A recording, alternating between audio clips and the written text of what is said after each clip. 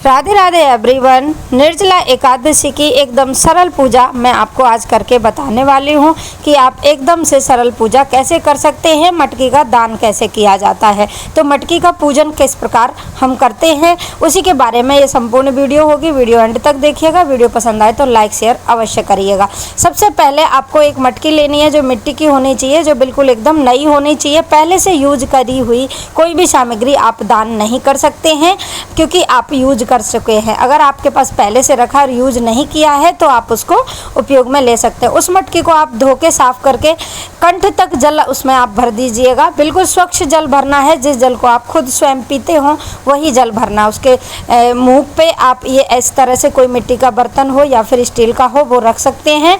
रखने के बाद आपको जिस जगह आप पूजा कर रहे हैं या तो आप अपने घर के मंदिर में ये पूजा करिएगा। अगर घर के मंदिर में नहीं कर सकते हैं तो भगवान लड्डू गोपाल को उसके सामने रख के उनका भी पूजन कर लीजिएगा, या भगवान विष्णु की कोई भी फोटो आप रख लीजिएगा। उसके बाद कंठ पे कलावा बांधना है। कलावा बांध के, क्योंकि बिना कलावे के मटकी का दान नहीं किया जाता है, कलावा अवश्य रूप से उस पर बांध लिया जाता है। फिर आपको करना है चंदन से तिलक। मटकी को और लड्डू गोपाल दोनों को ही आप चंदन से तिलक अवश्य रूप से करिएगा। उसके ऊपर आपको चंदन से टीका लगाना है। टीके के ऊपर आप एक लाल टीका और लगा दीजिएगा। उससे भी कहा जाता है माता लक्ष्मी प्रसन्न होती हैं। उस दिन माता लक्ष्मी और भगवान विष्णु की ही पूजा होती है। अब आपने तिलक कर दिया है तो अब यहाँ पे हम तिली का उपयोग करेंगे, क्योंकि है ना उस दिन एकादशी में चावल निषेध माने जाते हैं, तो हम तिली से पूजन करेंगे। तो हम तिली का थोड़ा सा तिली उसमें डाल दिया और थोड़ी सी हमने तिली दीपक में डाल दी है। उसके कंठ के ऊपर हमें एक कपड़ा रखना होता है, क्योंकि उसको हम बिल्कुल खाली नहीं दान करते हैं। उसके ऊपर हमें कपड़ा रखना होता है, उसको ढक के ही हम दान करते हैं। तो आप दान करने के लिए ऊपर से कोई तौलिया रूमाल कोई भी आप रख लीजिएगा। अब बारी आती है कि उसके ऊपर हमें एक ऋतु फल रखना होता है, चाहे खरबूजा हो गया, आम हो गया, या फिर ककड़ी, खीरा, तरबूज, खरबूज, केला, या फिर मेरे पास ऋतु फल नहीं थे कुछ भी तो मैंने कचरी रखी हुई थी।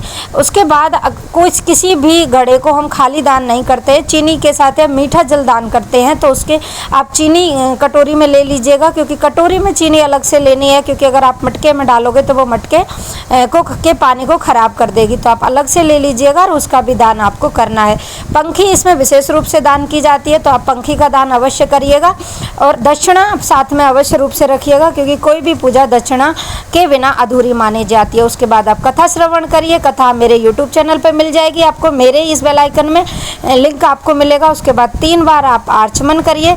अपना नाम और गोत्र बोलते हुए उसको मिनस दीजिएगा, और मिनस के आप भगवान लड्डू गोपाल और घड़े की आरती करिएगा। कोई भी आप भगवान की आरती कर सकते हैं, या ओम जय जगदीश वाली आरती आप बोल सकते हैं। एकादशी मैया की जय बोलते हुए, अपनी मनोकामना बोलते हुए इस घड़े को उठा के आप किसी मंदिर में या प्याऊ या धर्मशाला या फिर किसी ब्राह्मण को दान में दे सकते हैं। जो जो चीज़ आपने पूजा में चढ़ाई थी सभी दान में देनी है। राधे राधे। वीडियो कैसी लगी? वीडियो पसंद आई हो तो लाइक शेयर ज़रूर करें। Radhe Radhe. And bell icon press करना ना भूलें।